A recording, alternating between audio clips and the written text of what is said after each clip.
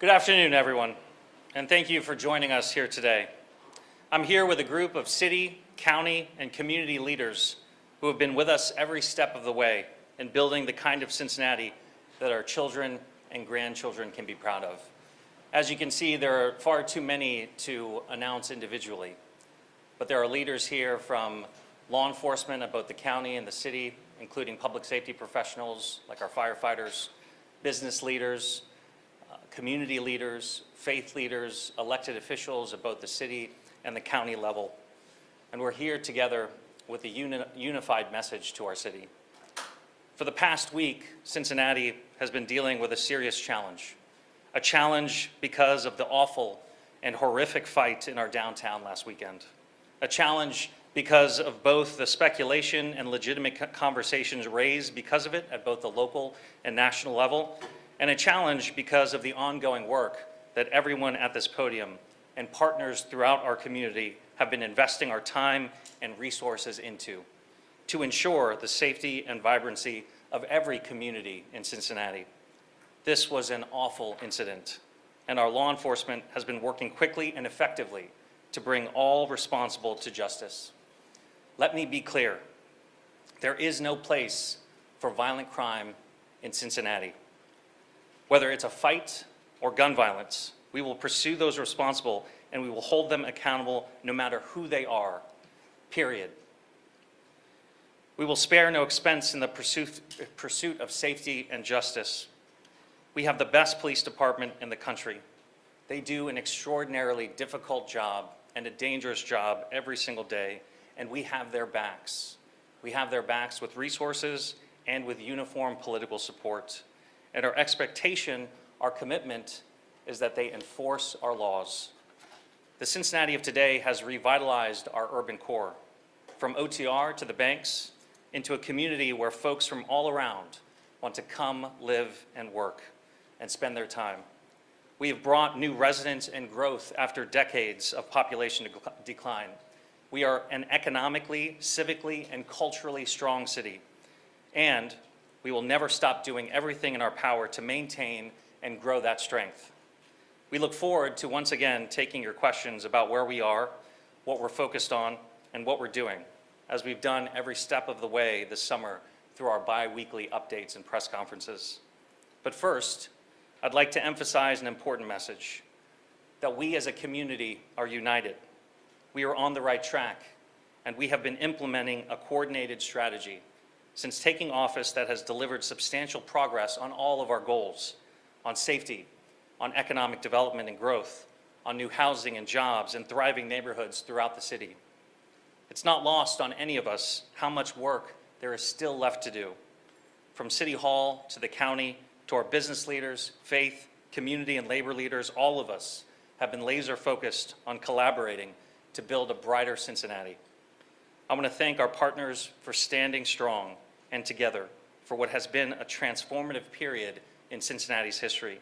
Because make no mistake, our communities have more strength, more opportunity, and more momentum right now because of that work. But all of what we've accomplished, where we want to go as a city, is only possible when residents are safe and when, importantly, they feel safe spending time in our public spaces. And while the data shows the progress that we've made, it means nothing if the public perception does not match. And currently, too many Cincinnatians don't feel safe. All of us, especially me, are clear-eyed and working urgently to fix that. We have to make the city safer right now.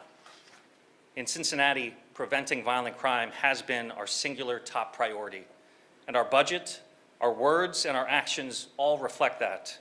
I'm proud that under the leadership of City Manager Long and Police Chief Thigi, and in collaboration with the county, local businesses, and community partners, we have not just made sure the resources are there, but that we have listened to and adjusted with the data and experiences that the residents are telling us.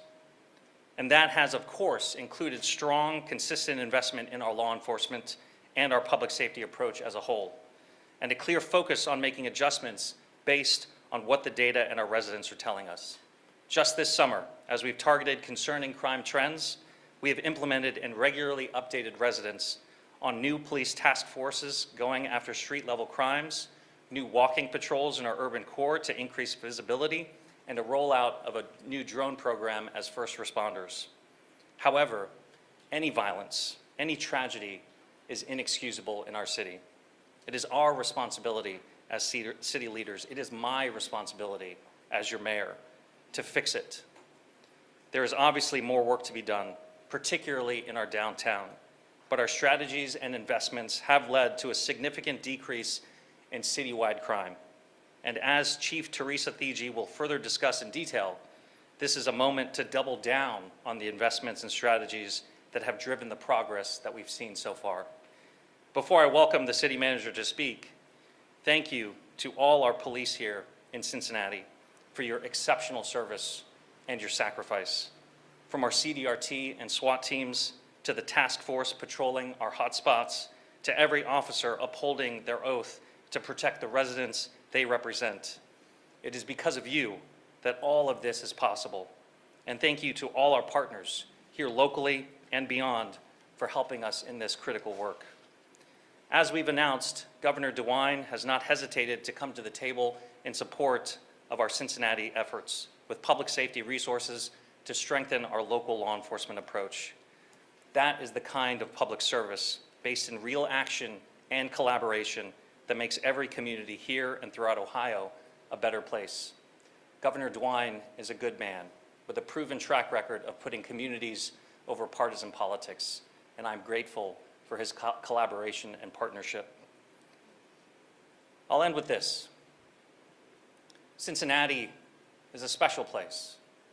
We are a proudly diverse city with a large and vibrant Black community that is rich in tradition and in history.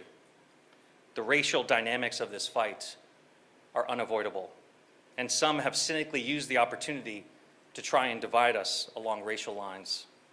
That is a choice we must firmly reject. But rising to challenges like this, to create something even brighter, is nothing new for Cincinnati. This is the city that served as the gateway to freedom on the Underground Railroad. This is the city where out of tragedy, we built a community-driven national model for problem-solving oriented policing in the collaborative agreement. We have the scars to show the hard work that it has taken to get us to this point. And our community is stronger because of how we have responded together. Now is not the time to turn away from each other, but to reach toward our shared humanity, irrespective of race and creed. That is the story of Cincinnati's past. It is the strength of our present, and I'm confident it will lead us into the future. We will continue to come together to work toward creating more shared prosperity and to build more momentum as a united front. That momentum is not going anywhere, and neither am I. Thank you, and I will welcome City Manager Cheryl Long.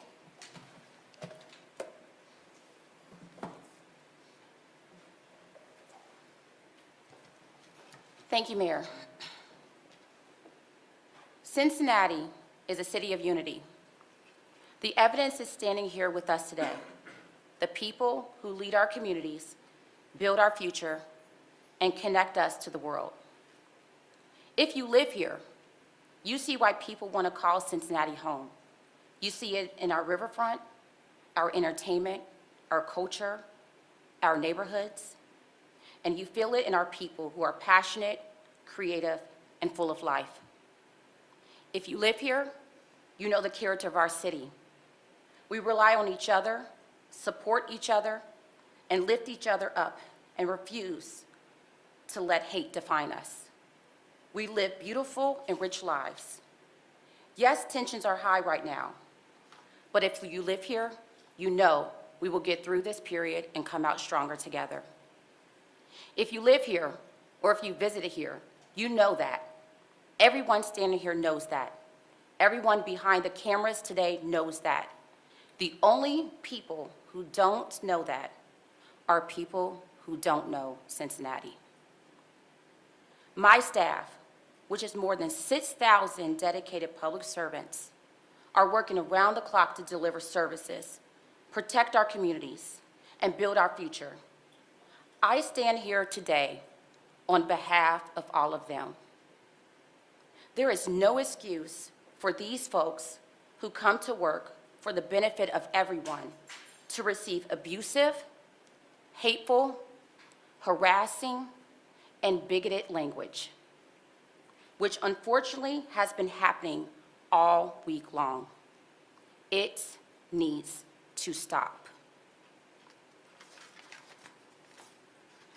As always, I'm proud to stand here with the Police Chief, Teresa Thigi, and commend the entire department on the work they do for this incident specifically and around the clock, day in and day out. As city manager, it's my responsibility to amplify what they've told me. They need your help. If you see something suspicious or if you're in a dangerous situation, call 911. When your phone comes out, don't open Instagram Live. Call the police. Keep your firearms at home and lock them up securely. We are one city, one region. We rely on each other. Our strength is our togetherness, and our future depends on it. If you live here or if you visited here, this is not a surprise. You know that. Thank you.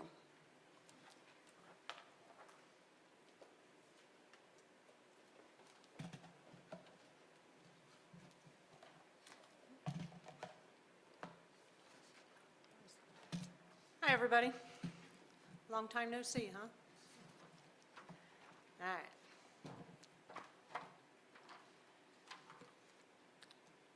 Fellow Cincinnatians, I stand firmly behind my initial statement. What we all witnessed in the viral video released early Saturday morning was not only disturbing, it was outright cruel. It was an act of violence that shook us all. Let me be clear, every single person who played a role in that attack will be held accountable. Trust me when I say this. Had the Cincinnati Police Department been notified in real time, our officers would have responded with urgency and force to protect life. We rely on the eyes and voices of our community because silence in moments like this can be dangerous.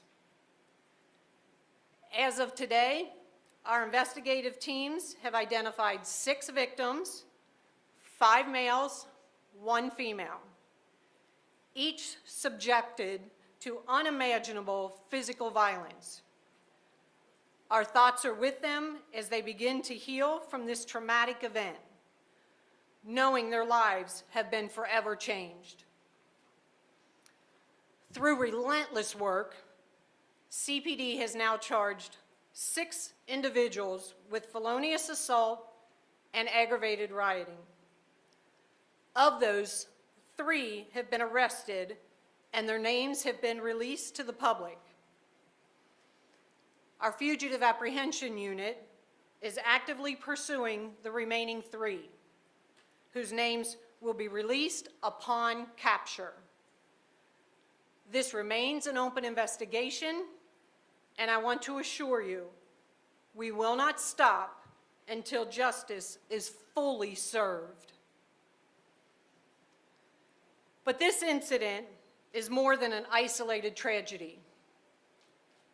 It points to a broader challenge, a revolving door of justice. As I stand here today as the police chief, people can take punches at me all day long. That's fine. That's fine. I'll take them. Our officers risk their life daily to remove violent offenders from the streets, only to see them released quickly and sometimes without consequences. This cycle must end. We cannot and should not ask our officers to bear this burden alone. The criminal justice system must work in full cooperation with all entities doing their part to ensure lasting safety for our community. Despite these challenges, the men and women of the Cincinnati Police Department show up every day giving 100%. From innovative violence reduction strategies to day-to-day problem-solving efforts, we do it because we care deeply about this city and everyone who calls it home. To our citizens, we need you. We need your eyes, your voice, and your trust. I'm confident that if we all work together, we can create a safer and stronger Cincinnati. I want to add one bit of information for you that I received today. Yesterday, a member of the executive board for the Hamilton County Chiefs Association reached out to me very kindly to check on my well-being, and I'm grateful for that. During that conversation, I made a request for the organization, the Hamilton County Police Chiefs Association, to form a committee to work on this ecosystem of our justice system here in the county. You know, it used to be I'd wake up in the morning, see the news, find out we had a shooting in Cincinnati. Now it's also troubling that I wake up and I see that there are shootings in some of our suburb areas as well. So this revolving justice system affects the entire county. And so our organization will be forming a committee, and we will ask prosecutors, common pleas judges, municipal court judges, juvenile court judges to join us to find out how can we collectively work for a safer Cincinnati and for a safer Hamilton County. Thank you.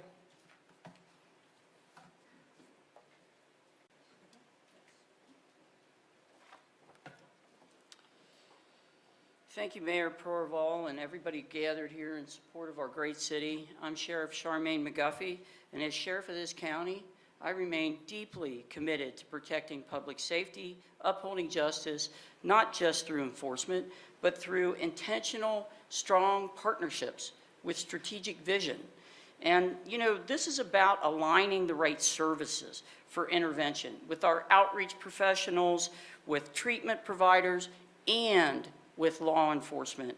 Civic leaders will also help us, and we're committed to working as one system, the criminal justice system, so that we can bring some solutions and law and order to Hamilton County and the city of Cincinnati.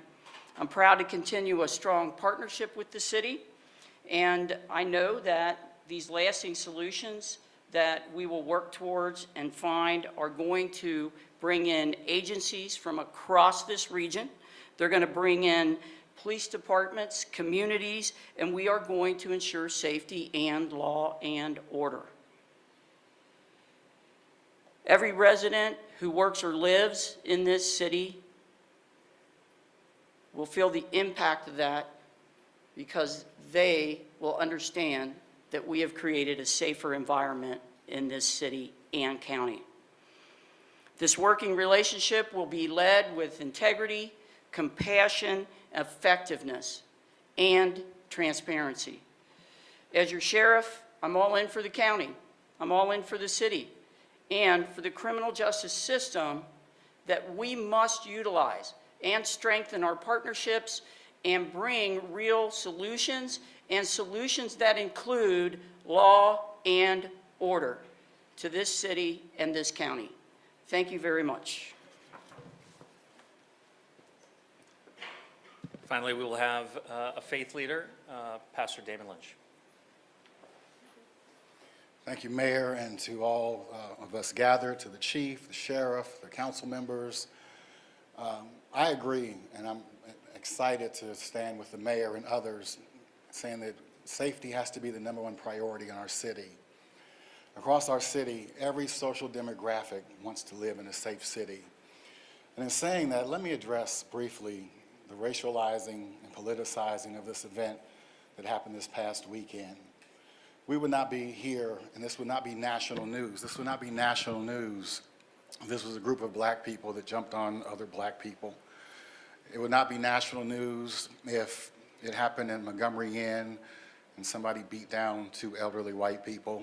But obviously it's national news because it's been racialized. So let's walk back.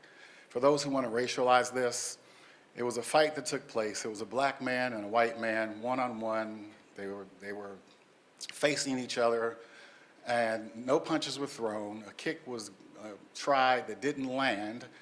And for those who want to racialize it, then a black man stepped in between the combatants, separated them, and said, "This is enough, stop fighting, everybody needs to chill." And then for those who want to racialize it, the white man then steps back in the ring and slaps not the black man that he had just squared up with, but slaps another black man. So after that, he was met with disproportionate force.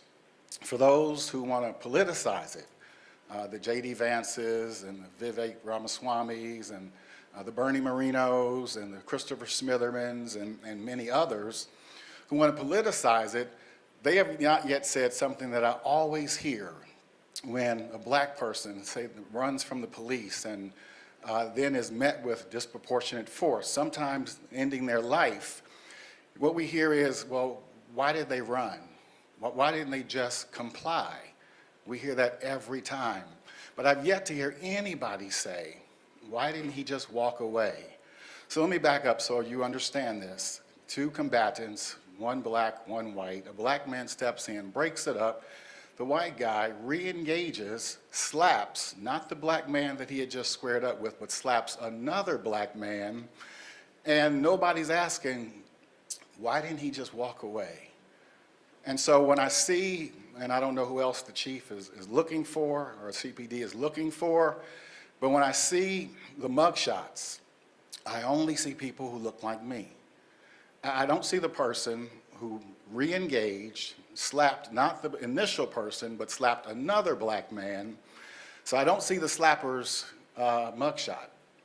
And so sadly, I have to agree with those who are politicizing this and racializing this. I have to agree with the Smithermans, the Ramaswamis, the Morinos, Corey Bowman.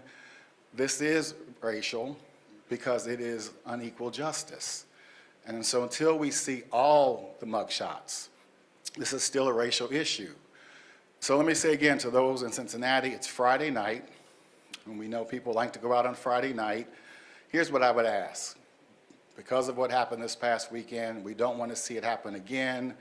Drink responsibly, take care of one another, and everybody get home safe. God bless you.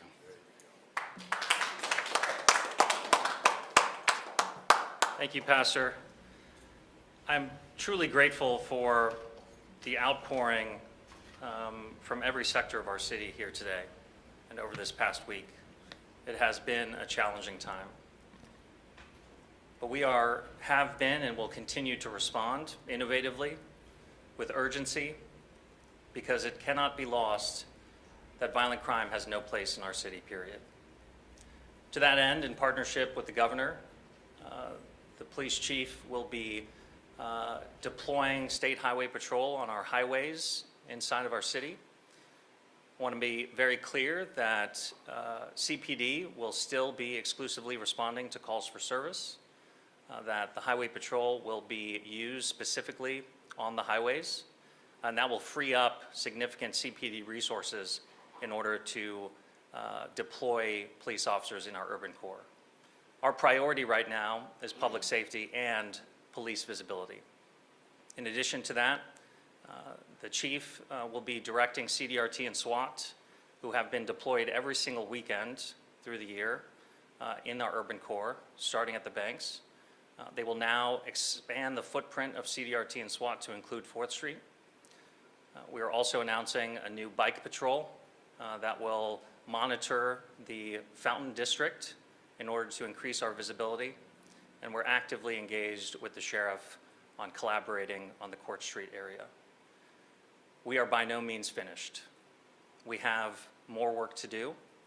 We are meeting this moment with urgency, but we are also meeting this moment with a shared and deep understanding of Cincinnati's history, of the progress that we've made to get us here, and an undeniable vision that our best days are ahead of us. With that, we'll take your questions. How many officers do you guys have in the central business district at the time this assault happened? Chief?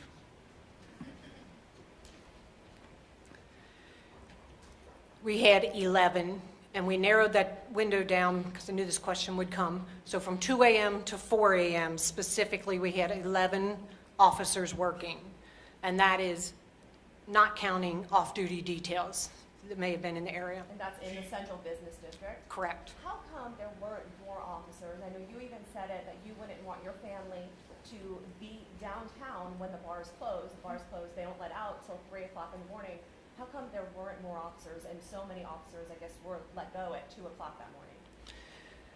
So this is a weekend that we've had for many years, music festival, Reds games, whatever's going on. This is not new territory for us as far as policing.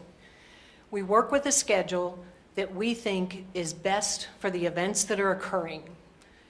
Normally, come 2 a.m. on this weekend, things start to calm down for us. We still had 11 officers working. To us, that is a sufficient number of officers to have in the central business section for this weekend. Arguably, this incident would not have occurred had there not been a large group of people gathered outside the Love on Fourth bar. There have been 84 incidents since that bar opened at that location. 84 incidents that police have been called at that location since it opened. Why not have police at that location if you're getting called there every weekend anyway? Because the geographical area of the central business section is more than just that corner. And we owe it to the entire community down there to cover as much geographical area as we can with the resources that we have. So yes, we know we've had calls for service there. That's why we have our vice unit. That's why we have neighborhood liaison units from CBS who pay attention to what's going on there.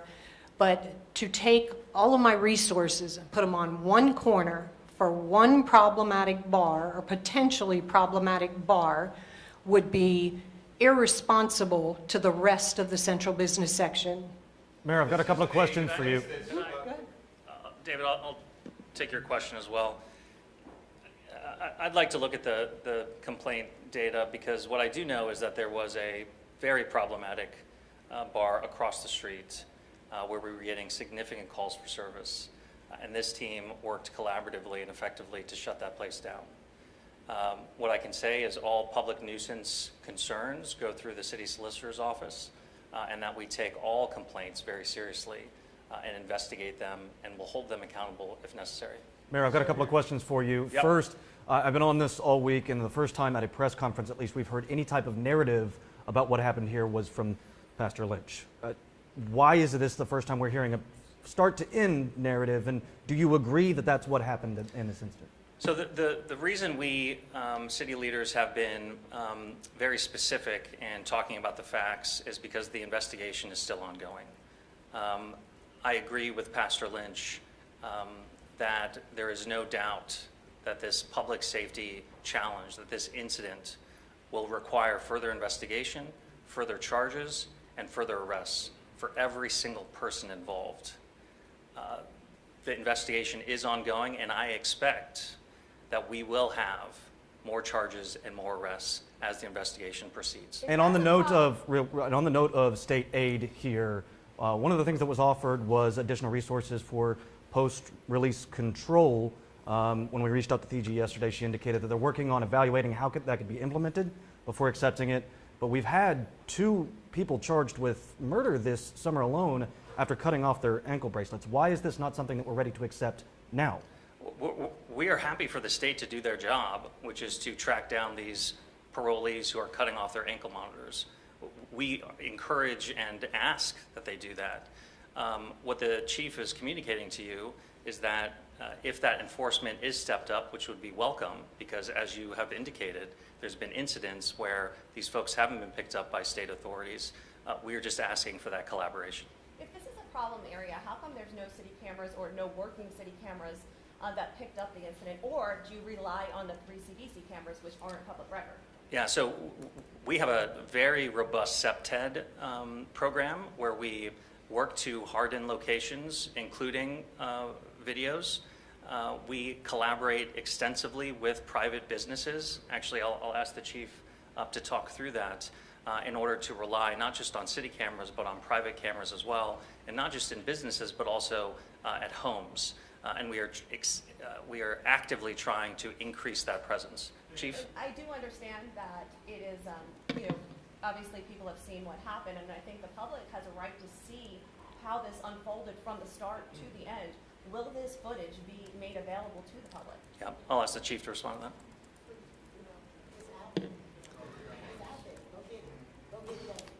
Yes, Karen. So to your point about cameras and additional information, Reverend Lynch explained what he saw when he saw the footage, which is the footage that has been extensively viewed by public. Probably early next week, I will be releasing additional footage, including body-worn camera. That tells a little bit more of the story, but right now, I need to let the investigators continue to do their job. If I release too much, too soon, even though there's a very strong appetite for it, I jeopardize the integrity of the investigation, and that would not be good for anybody involved. Mayor, you said that you've already shut down another bar in that area. 84 complaints to that particular address, 2 liquor violations at the state. What does it take to get some corrective action at that location? Takes the city solicitor's office doing their investigation on the complaints, which is absolutely ongoing. And as that investigation proceeds, and we actually have the facts about whether the complaints are justified and backed up by evidence, then we will of course take corrective action. But at this point, it's too soon to comment on that. Chief, can you talk about the revolving Go, door? one second. Becca, go ahead, then you'll be next. Chief, can you talk more about this revolving door committee you mentioned? Who will appoint the members? When will they start meeting? And are you asking for any action to happen before those committees' recommendations are out? Yeah, so it's a very new idea, a new concept. I will be working with the executive board of the Hamilton County Police Chiefs Association to determine exactly that. Who will be on the committee? We will reach out to the entities that I mentioned, see who they would like to represent them at the table, so that we can move this topic forward. Chief BG, this is an ongoing investigation, obviously, but there's been a lot of outside conversation outside of Cincinnati. Can you tell us anything about the people that you say could possibly be charged? Are they from this area? Are they local? Or are you using other cities as resources to help get those people captured? Yeah, so right now, I'm not going to reveal that because, like I said, our fugitive apprehension unit is looking. Our investigators are still working. And again, I do not want to tip our hat to anything too soon. Well, the man who made the Yes, sir. Chief, one question. The street crime task force, are they going to be assigned later with all this, like past 3 a.m., or what does it look like then? Yeah, so the Street Crimes Task Force, their hours fluctuate, and that's by design. I cannot stand here and reveal to you where all of our resources are going to be, what day of the week, what time of the day. Because if I stand here and tell you, hey, the Street Crimes Task Force can be out Saturday till 2 a.m., somebody who's thinking about committing a crime is like, well, okay, I'll go out at 2:30 a.m. So I'm not going to reveal. That's a tactical strategy of ours that needs to be kept very, very close to us. Can you, Sheriff, I have a question for you if you don't mind. The chief had said earlier. Excuse me, sir. I'd ask you to talk to the sheriff after the press conference. we're focused on city officials for Q&A, but I'm happy to take any question that you have. I mean, this mostly pertains to her, and you had her speak, so I assume that that would be fair game, but sure. You talked about significant decrease in citywide crime. What numbers do you have to support that? Where are the statistics on that, and what specific types of crime? Are we talking violent crimes, car break-ins? Where are we at with that? Yeah, violent crime. We do a biweekly update and press conference on the recent crime stats. We've been doing that for the last month, if not more. And what we have shown is our violent crime is down, but there's a concerning increase in burglaries, in breaking and enterings, and shootings in some specific areas, which is why we responded forcefully with a street crimes task force that is using the data about where these hotspot areas are to increase our enforcement and our police visibility. It's why we're using drones as first responders, particularly in these areas, in order to drive those numbers down. And we've talked a lot about our police response, but it's why we have problem-solving initiatives, particularly at Smale Park and in other hotspot areas, in order to not just rely on police, but take a comprehensive view in trying to reduce the crime. And I'll tailor my other question that I had for you. You know, you talked about often violent offenders are released quickly without consequence. I believe the chief's the one that said that. Do we have a jail system in this county that can support longer jail stays for violent offenders, given the volume that we have within the city? Yes. Go ahead. A Facebook post from Councilmember Victoria Park, went viral earlier this week. It said, the quote is, the victims begged for that beatdown. There have been some calls online for her resignation from the officials. I'm wondering if you have a comment on that. Yeah, I've commented on this already. I profoundly disagree with Councilmember Victoria Parks. No one deserves to be a victim of violent crime, ever. And we are working very hard to make sure that that fight like that doesn't happen again in our city. Mayor, this is obviously in She hasn't asked a question. Folks, go ahead. Well, the man that Pastor Lynch was talking about, who made the slap, you could see on some of the cameras on social media, will he be facing charges? We are actively investigating him. We take all violence very seriously. As I mentioned, I expect more charges and more arrests. Go ahead, Scott.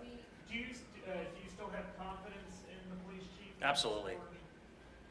This is for the chief. Earlier this week, you did recommend the media a bit about the release of the video. A lot of times our hands are tied as far as what we can show. Why hasn't the other part of the video been released by CPD earlier?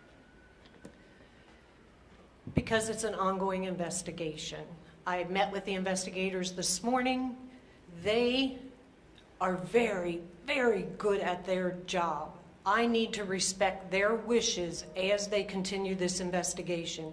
And at that time, their wishes were, we need to hold back this video. We're still investigating. Yes, ma'am? As you're talking about the revolving justice system, was the prosecutor invited today or anybody from her office here to talk? I'll leave that up to the mayor. Yes, the prosecutor is with her son who's getting married. Mayor, this has obviously inflamed pre-existing racial tensions here in the greater Cincinnati area, and those tensions will still exist once this story dies down, goes away. How do you address the underlying racial tensions in this area in the long term? Well, it's overt racial tensions that have been inflamed by irresponsible leaders who have unfortunately cynically tried to take advantage of this awful fight and try and divide us. Cincinnati has a long history of being on the very front foot of racial justice. As I talked about, we are the city of the Underground Railroad, Harriet Beecher Stowe, the Collaborative Agreement, which is the national model for problem-solving policing. And there's no doubt that cities our size that are so diverse, we are essentially a 50% black and 50% white city. That there's no I understand doubt the history and the that demographics, but what's the racial plan to actually address if I those could tensions? finish your question.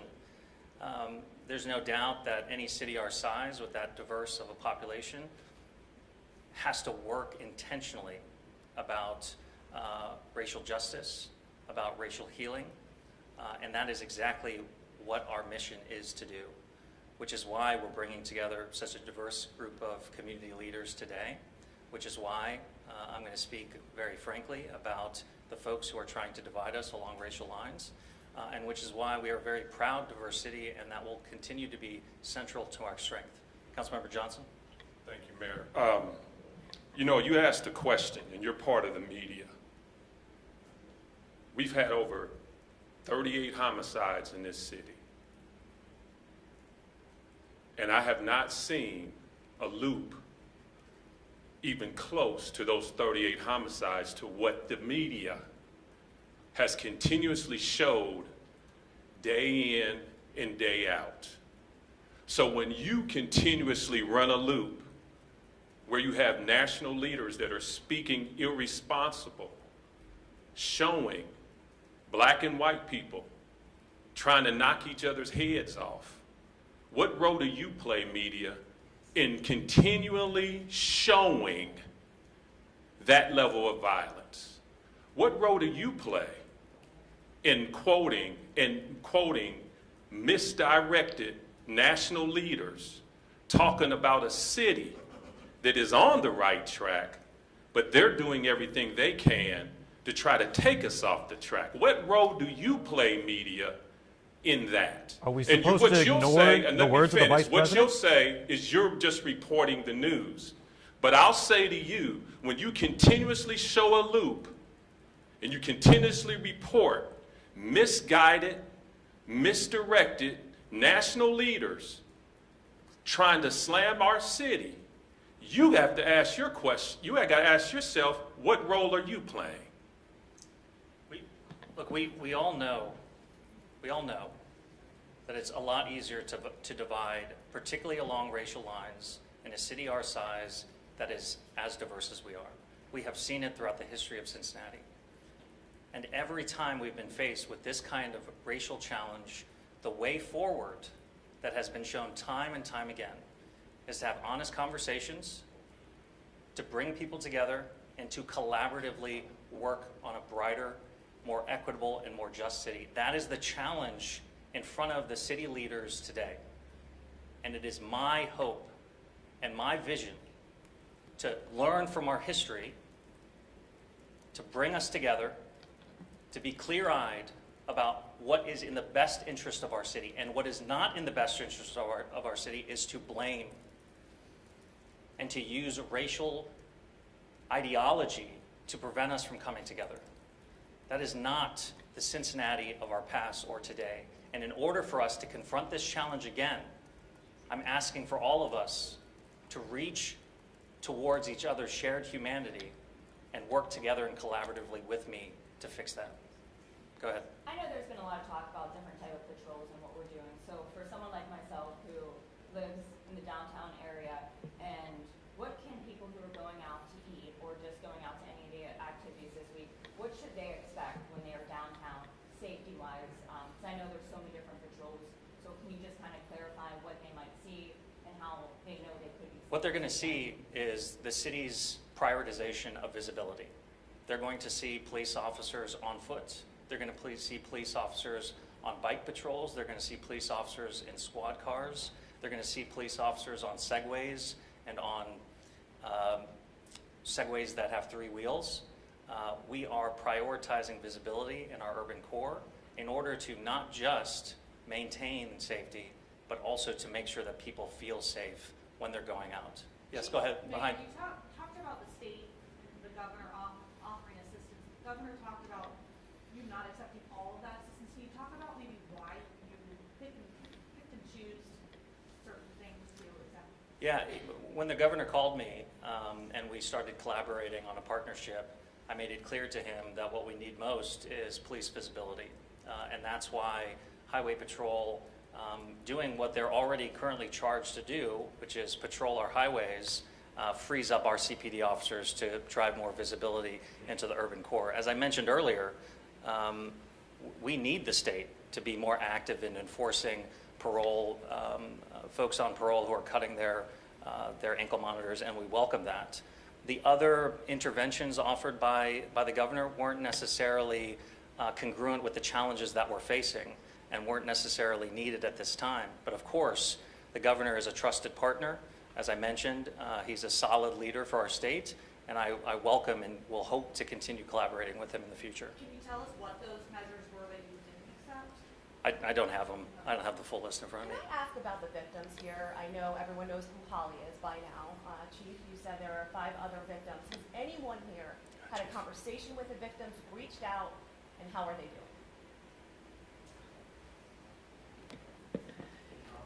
So I personally have not spoken with the victims. Their first interaction was with a beat officer the night of the incident, and they have had continual conversations with my investigators as representatives of CPD. Anyone else? Megan, Any other questions? Have you reached out to the victims? Have you talked to the victims? I have not. I mean, look, again, this was a fight. It was a horrific fight. But as Councilmember and others have said, we have significant other public safety challenges. We have children who are far too often the victims of gun violence. We have oftentimes far too often the perpetrators of gun violence being children.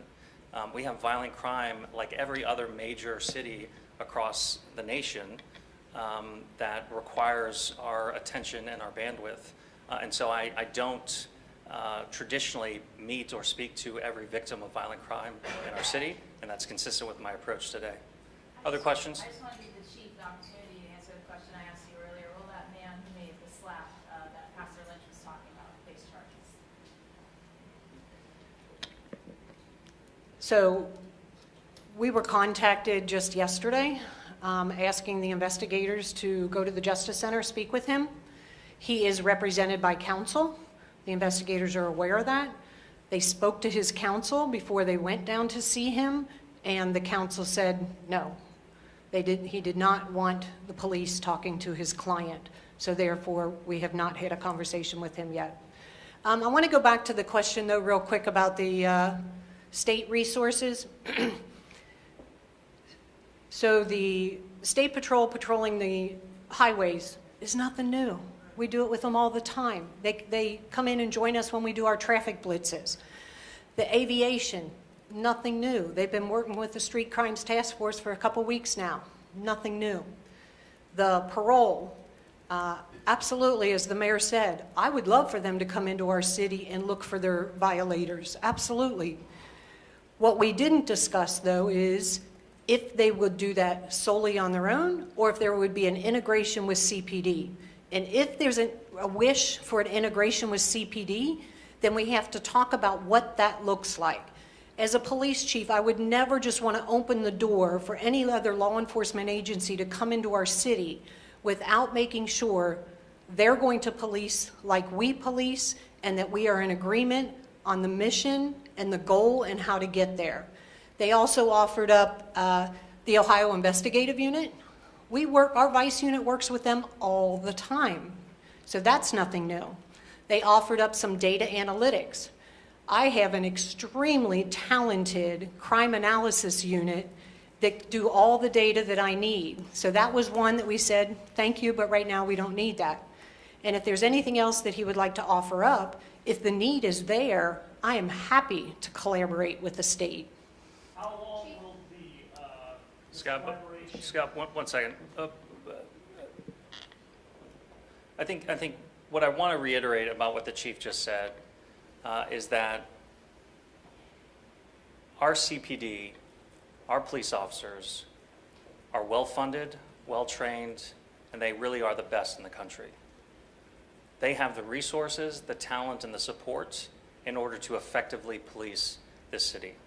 I'm grateful for the governor's partnership in the very specific way that we are working together. And if that changes, we will continue that conversation with the governor. But at this point, I have full confidence in the men and women in our police department to do their job. Full confidence. Go ahead, Scott. Is the highway patrol, this collaboration, is this indefinitely? Or No, is there a time limit? we're going to take a look at it week to week. We expect it to be a short-term intervention. We'll take 2 more questions.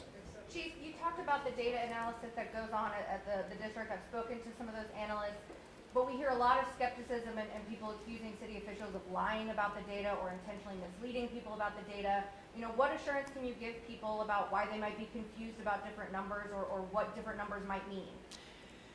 I think one of you asked me this question once before, and again, I am completely confident in our Crime Analysis and Problem Solving Unit, CAPS for short, and their ability to pull the data, they know how to read the data, and how to compare it to time frames.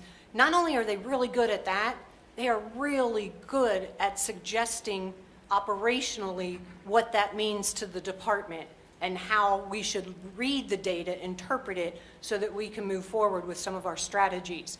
I have 100% confidence in the data that comes out of our CAPS unit. One more? When it comes to this committee, will judges be a part of it? I know as judges are the ones who are often setting bail and being in room A, all those different rooms, we're seeing some of the things you're talking about. Are you going to try to have that be part of this committee? Yeah, absolutely. So like I said, this really just came to fruition a couple of hours ago. But the idea, when I was talking to the executive board member, was absolutely to include municipal judges, common pleas judges, juvenile judges. Yeah, and as we continue to collaborate on strengthening our justice system, the judges have been at the table with the chief, with the city manager, and myself to make sure that we're working collaboratively. Thank you all so much. Thank you.